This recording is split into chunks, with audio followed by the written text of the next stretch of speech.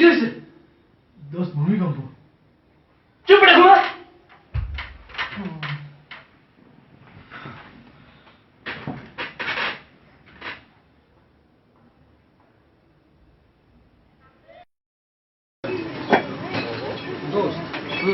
গল্প শুনো না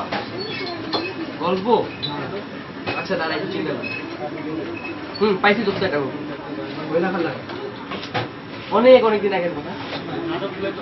একদিন ছিল এক রাজা আর ছিল এক রানী আবে ওই হ্যাঁ গল্প শেষ করে যা আমি কি জানি রাজা আর রানী জানে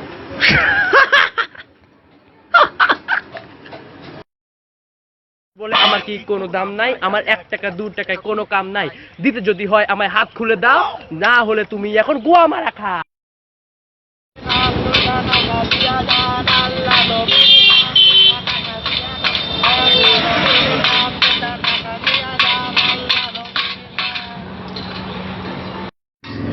ওই ভাই ওই ভাই শোনো ভাই শুনছে দেখেন তো কত টাকা দিতে 1 টাকা ভাই এটা রাখেন এর চেয়ে আমার পকেট মানি বেশি আপনার তো আমার চেয়ে অবস্থা খারাপ